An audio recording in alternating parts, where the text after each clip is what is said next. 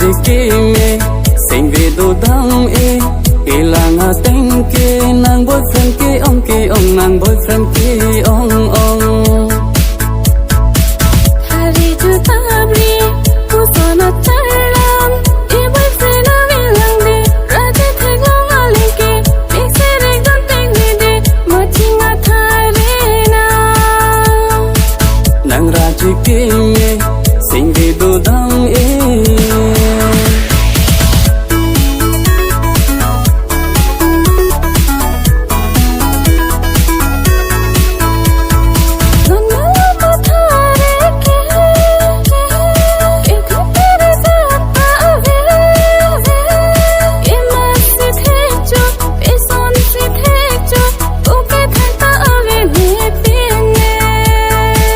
Jadli nang puta me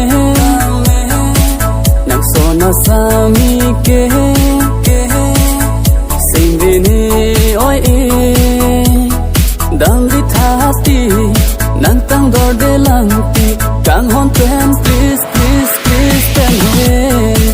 nang raji ke me sing vi do dang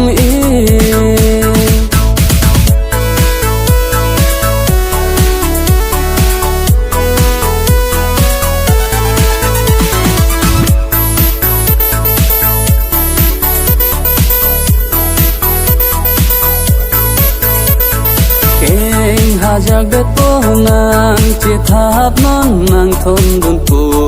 nat lo ke dam ji nang saru khan ten kajol la tung la son pa che lon jot lo nang amuchi pawang diri de nang sona thare ke lag akhu ta to big lang de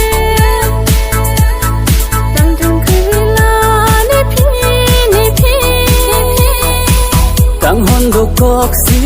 nang dun krilone nang seng oi lak si ta me